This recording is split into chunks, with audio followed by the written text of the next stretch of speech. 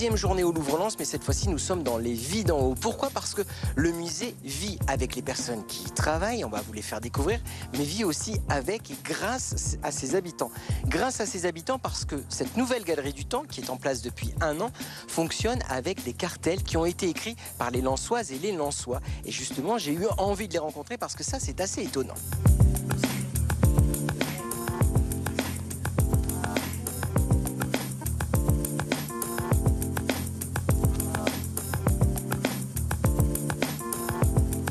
Et je rejoins Micheline. Bonjour Micheline. Bonjour Emmanuel. Comment allez-vous? Ça va bien, merci. Dites-moi, le cartel qui est ici, vous l'avez composé avec un groupe d'habitants. Comment ça s'est passé cette idée de venir créer ces cartels? Écoutez, c'était une expérience très enrichissante et comme nous sommes voisins du musée, chaque mois nous nous réunissons avec notre médiatrice Evelyne. Et Evelyne nous a informé qu'il y allait avoir ce travail qui allait être effectué et elle a sollicité les voisins du musée qui étaient partants. Donc alors, vous me parlez de groupe de voisins. Ça veut dire que là, on est devant un cartel. C'est un de ceux que vous avez fait parce que vous en avez fait plusieurs, c'est ça? Oui, comme il y avait 200 nouvelles œuvres dans la nouvelle galerie du temps, Oui. il y a eu une vingtaine de groupes qui ont travaillé sur une douzaine d'œuvres environ. Enfin, et nous avons travaillé sur 12 œuvres et nous étions 12 en gros, à peu près. Oui, oui, voilà. Alors là, on est devant la statue de Nac Torres. Pourquoi est-ce que vous avez choisi cette statue-là pour qu'on se rencontre, vous et moi? Mais écoutez, cette statue, elle me touche particulièrement à plusieurs titres. D'abord parce que c'est la première sur laquelle on a travaillé. Donc c'était la découverte de la méthode, de la méthodologie. Et puis ensuite, nous sommes allés à Paris et nous l'avons vue prête à arriver ici. Et aussi parce que c'est l'Égypte, les pharaons, et que j'aime beaucoup cette période. Mais ça fait toujours rêver l'Égypte et les pharaons. Tout à fait. Et puis, comment dire, lorsque nous avons travaillé pour La création du cartel. aboutir au cartel, on s'est posé énormément de questions. La méthode, c'était de se poser des questions lorsque l'on regardait l'œuvre. Mais il faut savoir qu'en amont, Evelyne nous donnait un certain nombre de documents très copieux, très précis, très détaillés. Détaillé, oui. Et donc, pour pouvoir résumer après. Oui, pour pouvoir s'imprégner de l'œuvre, de sa période, de son architecture, enfin de sa composition. Et ce qui m'a aussi, ce que j'ai beaucoup aimé, c'est que quand on demande que faisais-tu dans la vie, responsable de la couronne, de la religion, des écritures et de la magie, retrouve mon CV sur les hiéroglyphes inscrits dans mon dos. Parce que quand on a travaillé sur l'œuvre dans son ensemble, les hiéroglyphes, c'était tout ce qu'il avait fait. D'accord. Et puis en plus, on a eu Champollion juste avant, et c'est ma copine Marie-Cécile qui a trouvé l'idée du CV. Et je trouvais que c'était rigolo qu'il ait repris un côté pharaon ancien et le côté CV moderne. Micheline, là, c'est une sculpture. Vous avez travaillé sur une sculpture, mais vous avez travaillé sur d'autres œuvres. Donc il y a eu des tableaux, des peintures. Ce sont des travaux à la fois différents ou c'était à chaque fois une nouveauté, une découverte et un enrichissement pour vous? Eh bien, les œuvres sur lesquelles on a travaillé, c'était une découverte. Ouais. Je ne les connaissais pas de mémoire. On a tout découvert et c'est ça qui était formidable parce que ça nous a enrichi. Tout notre groupe a été enchanté de travailler sur des peintures, sur des sculptures d'une autre époque. Il y a d'autres, j'ai pas retenu tous les noms de toutes Oui, non, mais les œuvres, vous avez traversé toutes les époques, voilà, de l'Antiquité jusqu'à l'époque contemporaine. Tout à fait, Emmanuel. Là, aujourd'hui, comme vous avez écrit ces cartels, vous les connaissez un petit peu. Quand votre famille vient, quand vos amis viennent, vous jouez un petit peu les guides, vous leur expliquez. Ah oui, ça c'est une fierté. En plus, on a notre prénom qui est inscrit là-bas avec notre lettre de notre votre nom et tous ceux qui ont participé. Donc, je suis fière de leur montrer mon nom. Et après, je suis très fière aussi de leur montrer le travail qu'on a fait devant les œuvres, les cartels illustrés, quoi. Donc vous jouez un petit peu à la guide ici quand vous êtes avec votre famille et vos amis quelque part. Exactement, que ce soit dans le musée ou dans le parc. Alors dans le parc, ça c'est très bien, mais pas tout de suite. Pas tout de suite. Pas tout de suite, parce que là, on va rejoindre Théo qui est avec l'immédiatrice, avec Nathalie, pour expliquer un petit peu son travail. Et puis promis, on vous retrouvera dans le parc, dans le jardin, à la toute fin d'émission, mais je vous laisserai avec Théo justement. D'accord? À tout à l'heure. D'accord. À tout à l'heure, Emmanuel. Face à vous, un des plus grands espaces de ce musée ici au Louvre-Lens qui s'appelle la Galerie du Temps.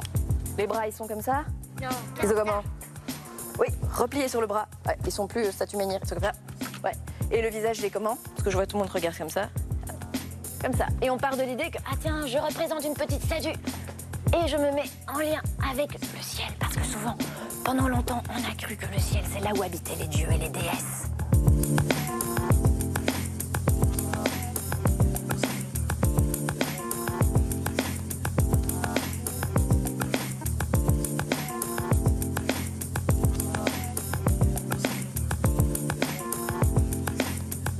Bonjour Nathalie. Bonjour. On vient de vous voir avec les enfants, c'est une des parties importantes de la médiation. Alors ici on est dans une salle de création. Ouais. La médiation c'est aussi de la création avec de l'argile, c'est ça? Oui, tout à fait. Aujourd'hui, en tout cas, c'est la technique qu'on voit tous ensemble. Donc, on se trouve dans la partie des ateliers pédagogiques. Et là, c'est la partie, on va dire, un peu plus ludique parce qu'on peut utiliser ses mains et laisser un peu libre cours à sa créativité, effectivement. On a vu les enfants dans la Galerie du Temps, Oui. c'est un public comme un autre, c'est compliqué. Il faut s'adapter aux enfants pour leur expliquer certaines Ouais. œuvres. Vous avez vu beaucoup vous mettre en scène, c'est ça, c'est un peu de l'incarnation, c'est un petit peu de l'acteur. Ouais. C'est un petit peu ça, c'est ça? Oui, alors, enfin, pour répondre à votre question, pour moi, les enfants, c'est pas un public compliqué. Au contraire, c'est un public. On le sent tout de suite. S'ils vous suivent ou vous suivent pas. Et donc, parfois, il faut mettre un peu de se mettre en scène, des petits jeux pour récupérer l'attention. Et en général, le rire, c'est ce qui marche le mieux, c'est sûr. Et puis, ils ont des questions vraiment toujours pertinentes. Voilà, la curiosité, elle fait bien son chemin. Ouais. C'est courant d'avoir des moments avec les scolaires aussi pour leur faire découvrir certaines Ah oui, œuvres. c'est l'essentiel de notre métier. Donc on a énormément de scolaires, enfin surtout ici au musée du Louvre-Lens. Et donc c'est faire le lien avec ce qu'ils voient parfois à l'école, ou pas encore d'ailleurs, et susciter la curiosité. Et on voit que souvent les enfants, enfin de tout âge, ils s'intéressent à ce qu'ils trouvent beau, ou là où ils se posent des questions. Donc parfois ils savent pas très bien s'ils trouvent ça beau, pas beau, et on pose des questions ensemble, on questionne la vie, quoi. Alors vous êtes le lien évidemment entre le musée et le public, tous les publics, que ce soit des personnes âgées, des enfants, des personnes en situation de handicap. C'est ça l'objectif d'un médiateur, d'une médiatrice, c'est d'être ce relais entre le musée, les œuvres et le public. Oui, tout à fait, le relais, le musée, les œuvres, le public, et le public au sein d'un groupe lui-même, c'est-à-dire entre un professeur, entre des parents et des enfants. Donc souvent, c'est ça que j'aime bien aussi mettre en lien, ils se posent des questions entre eux, ou les parents, ils oublient qu'ils sont parents, ils vont répondre aux questions du médiateur et ça fait rire les enfants. Voilà, c'est une façon de voir aussi autrement, dans un autre cadre. Voilà, ça reste un apprentissage de la vie en général aussi, voilà, avec des règles. Nathalie, moi ce que je vous propose, c'est que vous finissiez l'atelier création, évidemment. Moi je vous retrouve dans quelques instants dans la Galerie du Temps. Avec plaisir, merci.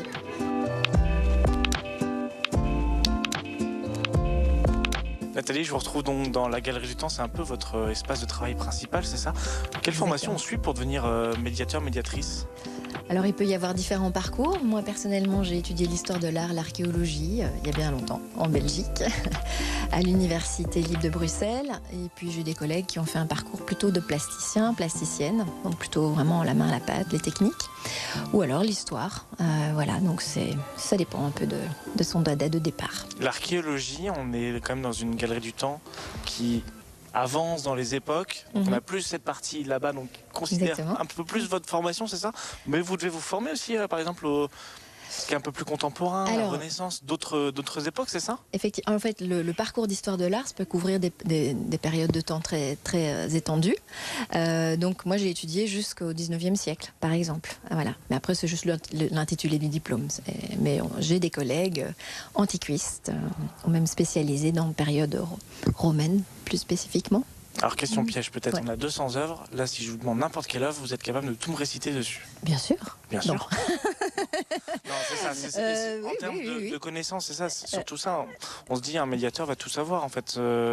Pas nécessairement, Alors mais il faut heureusement, on beaucoup ne connaît travailler pas les tout. œuvres. Heureusement, on se pose aussi beaucoup de questions avec le public, mais effectivement, il y a un socle de base, voilà, qu'on apprend des généralités au cours de notre parcours professionnel. Et puis à chaque fois qu'il y a des nouvelles œuvres qui arrivent, on les travaille un peu plus spécifiquement, oui, dans le contexte, dans la technique, dans la matière. Oui. On a vu les publics tout à l'heure avec les enfants. On a vu aussi, on a évoqué d'autres publics. Toujours des moyens faciles pour trouver et capter l'attention du public. Alors facile, oui. Enfin, après, là j'ai 20 ans, un peu de carrière derrière moi, donc effectivement, c'est surtout des petits trucs, on va dire, c'est se mettre à l'écoute et oser prendre le temps quand on parle. Là, par exemple, je trouve que je parle vite, donc je dis beaucoup de choses. Voilà. Il faut pas avoir peur des silences, des blancs pour créer de l'échange, et puis surtout, si on a quelque chose qui nous fait rire en tête et qui arrive. Spontanément, j'aime bien le dire. Vous passez vos journées au cœur de la galerie, au cœur du musée. Oui. Est-ce qu'aujourd'hui, ça devient presque banal de voir des œuvres? Ah non, pas du tout. Ou au contraire, on s'émerveille de toujours, on en découvre peut-être de nouveau en disant « Ah, ce trajet-là, dans la galerie, je passe pas souvent. Ah, cette œuvre, je la redécouvre. » Ben, vous avez tout dit. Effectivement, on a aussi la contrainte d'avoir parfois des collègues ou des groupes qui sont installés devant une œuvre qu'on avait prévu d'évoquer, et puis on doit présenter d'autres, et c'est toujours une redécouverte. Et le public aussi, quand on a prévu de dire quelque chose et que tout le monde regarde de l'autre côté, on suit le regard du public et on va présenter une œuvre qui au départ n'était pas prévue. Mais c'est une belle salle de jeu. Et seconde question piège, parce qu'on la pose à tout le monde évidemment, votre œuvre préférée? Alors là... Vous savez que, comme on dit, mes collègues médiation, on dit qu'il y a plusieurs médiateurs à l'intérieur de chacun de nous. Donc ça dépend un peu de l'état dans lequel je suis. J'aime beaucoup le portrait du Fayoum, très expressif. C'est cette femme qui nous regarde depuis 2000 ans, voilà, et qui nous dit qu'elle est encore en vie. Je trouve ça extraordinaire. Puis j'aime bien... il y a des œuvres où on peut passer énormément de temps à contempler. Donc moi, je me perds dans la végétation d'un tableau qui a été peint par Rembrandt et Rubens. Et c'est magnifique, chacun dans leur spécialité. Et j'adore regarder les petites fleurs, les petits papillons, les petits oiseaux, essayer de les reconnaître. Voilà. Donc on invite le public évidemment à venir pour découvrir ces deux œuvres et vous demander quelques petits conseils, évidemment des petites informations sur ces œuvres. En tout cas, merci beaucoup Nathalie. Avec plaisir. Toutes ces œuvres évidemment sont stockées ici dans le Louvre-Lens, mais comment les protéger, comment les restaurer aussi, peut-être parfois un petit peu les retaper. On va découvrir un métier très important du Louvre-Lens. Il s'agit de régisseur d'œuvres et direction les réserves qui sont visibles, parfois accessibles, avec Emmanuel qui nous attend, avec Marion.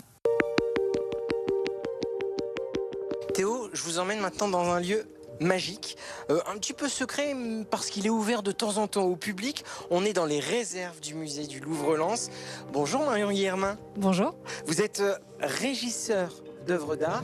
En gros, vous êtes un petit peu la gardienne des œuvres d'art ici.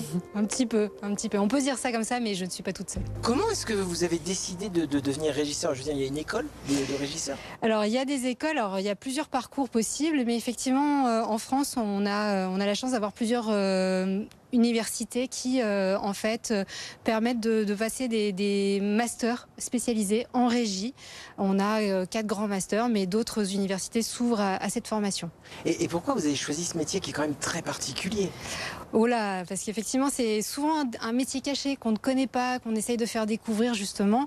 C'est au gré de nos rencontres. On sait qu'on a une appétence, qu'on aime les musées, qu'on aime l'art, l'histoire, et on cherche les métiers qu'on pourrait exercer dans les musées. Et en fait, au gré de rencontres, on se rend compte que c'est des métiers qui nous parlent et on les essaye et on les adopte.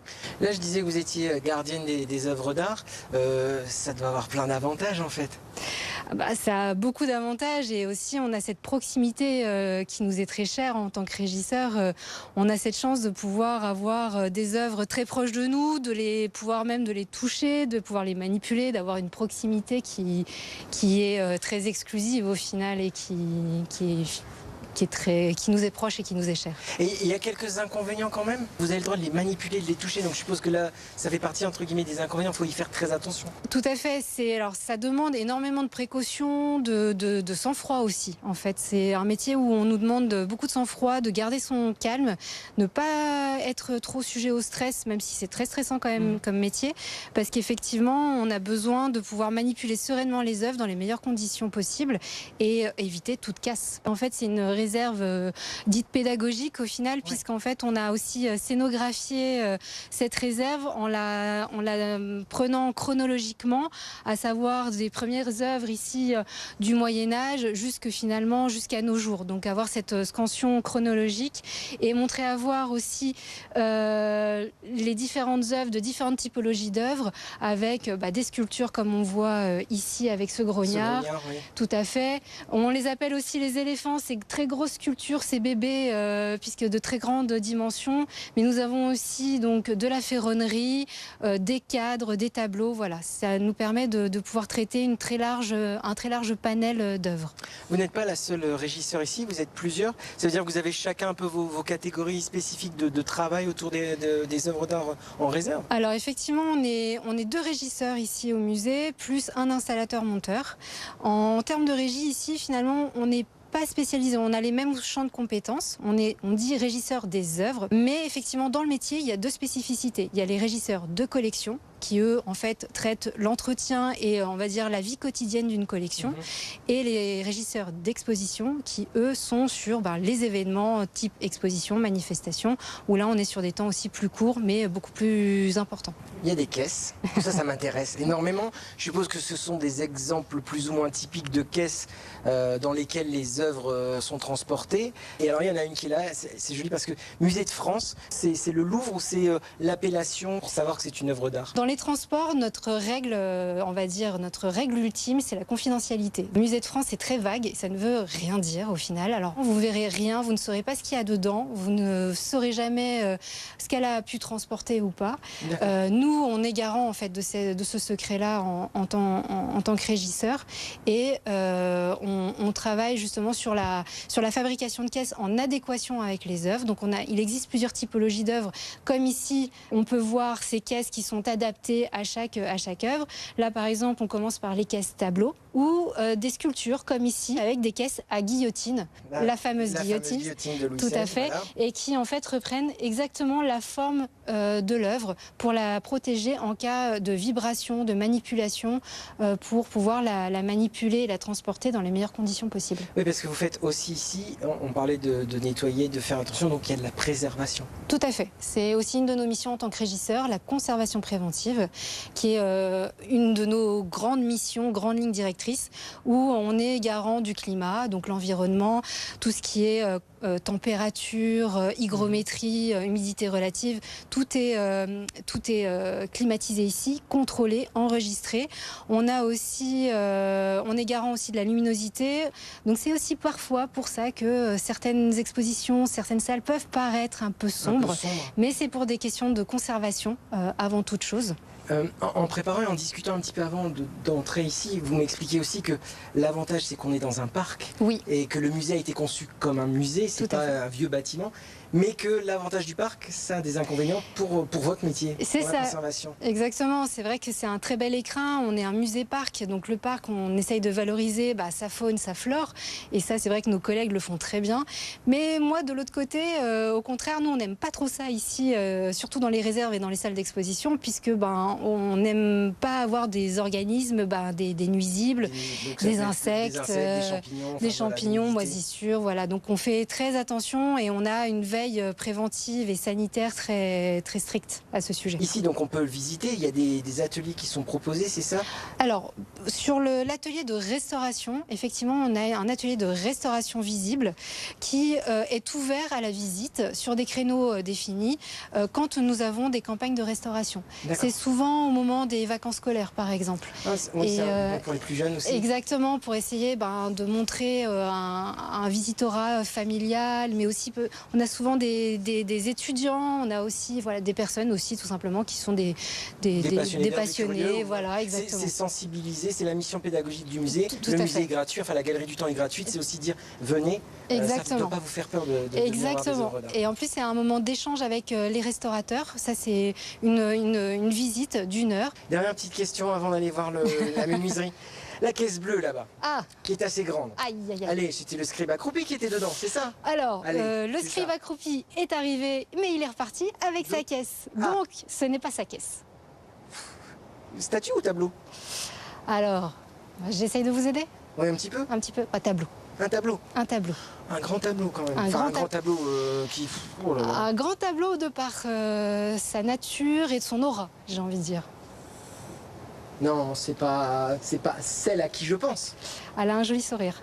Oh non, c'était une caisse qui a permis de la transporter à un moment. Exactement. Oui, parce qu'aujourd'hui, elle ne Voyage part plus, pas. elle ne voyage plus. Elle a pris sa Exactement. retraite. Tout au à musée fait. du Louvre à Paris. Exactement. Ok. Ah, donc c'est sa caisse originale. Sur un de ses derniers voyages, effectivement, et nous avons la chance de pouvoir conserver cette caisse. Ouais, c'est très intéressant tout ça. On va aller faire un petit tour donc en menuiserie, comme ça vous avez eu un petit secret supplémentaire ici de ces réserves. Marion, on est maintenant ici en menuiserie avec... Mon collègue Antoine, qui est installateur-monteur ici au musée. Alors Antoine, ça veut dire quoi installateur-monteur? Vous n'êtes pas qu'un simple menuisier, si j'ai bien compris. Et le but, c'est de réemployer tout ce qu'on peut au musée, les vitrines, les socles, et de tout réutiliser au maximum pour éviter de le jeter et de refabriquer à chaque fois. Il y a quand même des choses que vous fabriquez vous-même, que vous créez. Notamment, vous parlez des vitres, vous avez créé un système pour les ranger. C'est pourquoi ça n'existait pas de système, on devait les mettre les unes après les autres? Oui, c'est ça.